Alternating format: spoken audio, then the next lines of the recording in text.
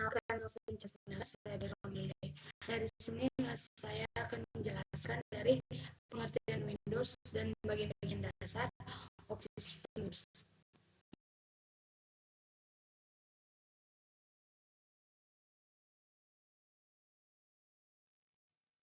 Baik, pengertian dari Windows. Windows adalah sistem operasi yang dibuat oleh Microsoft.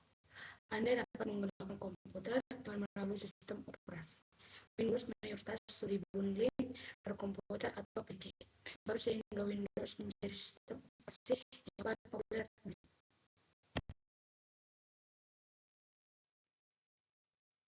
Baik, ada sejarah penuh Windows. Jadi Microsoft Windows atau Windows ditemukan oleh dua orang yang sudah bersahabat sejak kecil di Paul Allen.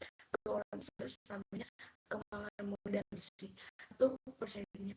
Yang pertama Windows 1, yang dimana Windows 1 adalah versi utama dari para penemu. Yang kedua Windows 2.0. Perbaikan terus dilakukan hingga pada tahun 1987 mulai dikenalkan Windows 2.0. Versi 1 ini digunakan untuk menggantikan versi yang pertama.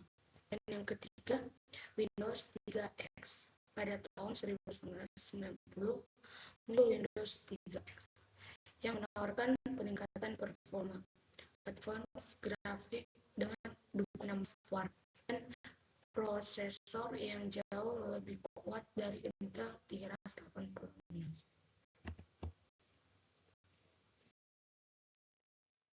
Selanjutnya, fungsi Windows. Fungsi dari Windows sangat penting dalam menjalankan berbagai operasi dan program pada komputer atau laptop. Beberapa fungsi Windows antara lain: yang pertama, mengelola sumber daya komputer.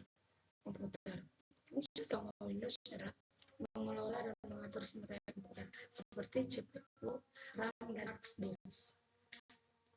Windows akan menyelesaikan berbagai tugas seperti membuka aplikasi, mengakses internet, dan mencetak dokumen dengan menggunakan sumber daya tersebut. Yang kedua, mengatur manajemen file OS. Windows cukup fasilitas web seperti penyimpanan data, pengaturan akses, dan pencarian file.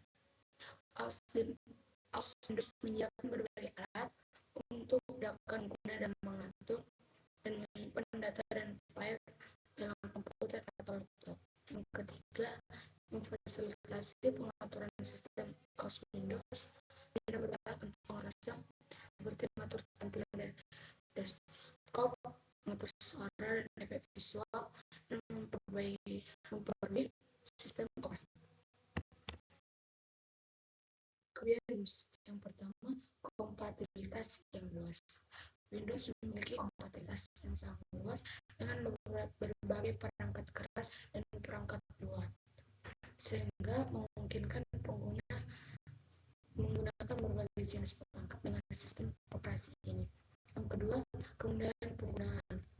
Windows dirancang dengan termuka pengguna yang digunakan dan familiar bagi banyak orang, sehingga mudah untuk belajar dan digunakan sebagai pengguna baru. Yang ketiga, dukungan jangka panjang.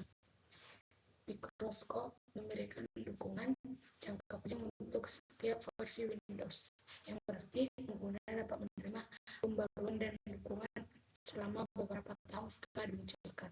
Yang keempat, dukungan pengembang yang besar. Dan yang kelima, fitur multimedia yang kaya. Windows menyediakan banyak fitur multimedia seperti Windows Media Player yang memungkinkan pengguna memutar berbagai jenis file audio dan video yang mudah. Baik, selanjutnya kekurangan Windows. Yang pertama, sering mengalami masalah. Windows sering mengalami masalah teknis seperti layar biru dan crash sistem yang dapat menyebabkan hilangnya data. Yang kedua, diperlukan spesifikasi yang tinggi. Beberapa versi Windows memerlukan spesifikasi perangkat yang keras yang cukup tinggi untuk dapat berjalan dengan lancar, sehingga pengguna mungkin perlu memperbarui perangkat keras mereka. Yang ketiga, mahal. Beberapa versi Windows, terutama versi profesional, dapat cukup mahal. Yang keempat, mempunyai fitur yang terlalu banyak. Pada beberapa kasus, Windows dapat terlalu rumit dengan fitur yang terlalu banyak, sehingga pengguna harus meluangkan waktu untuk mempelajari dan memahami fitur tersebut. Yang selanjutnya, bagian-bagian dasar sistem operasi Windows. Yang pertama, desktop, yaitu keseluruhan tampilan, biasanya dihiasi wallpaper atau gambar. Yang kedua, icon, berupa gambar kecil yang terletak di desktop, mewakili program, aplikasi, dokumen yang disebut juga shortcut. Yang ketiga, tombol start dengan lambang di bagian kiri. Yang keempat, taskbar, merupakan kepanjangan tombol start. Yang kelima, sistem terakhir, berada di bagian kanan taskbar, berisi petunjuk waktu dan beberapa ikon yang mewakili program atau aplikasi khusus.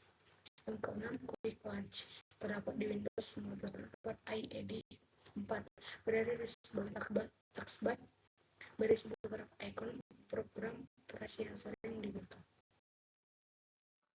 Pada usaha terdapat berbagai menu lain untuk dapat menjalankan aplikasi-aplikasi yang di dalam komputer. Antara lain, yang pertama, All Programs, yang berisi semua program aplikasi yang telah diinstal di dalam komputer kita. Yang kedua, dokumen, berisi penyimpanan file-file dokumen yang telah dikerjakan. Yang ketiga, komputer, berisi informasi dan pengaturan awal dari komputer.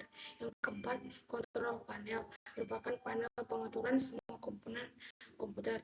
Yang kelima, device and printers, berisi informasi mengenai perangkat.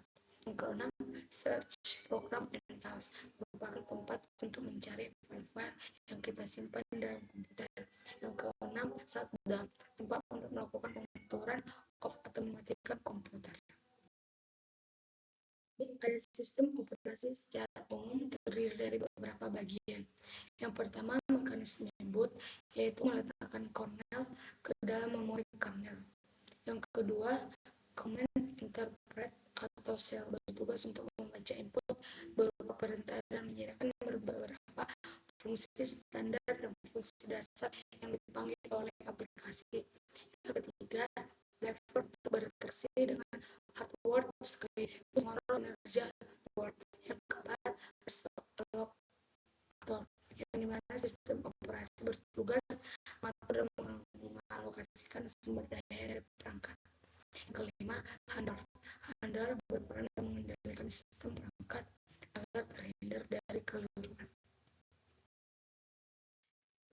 Cukup sekian penjelasan saya tentang mikroskop Windows. Saya ucapkan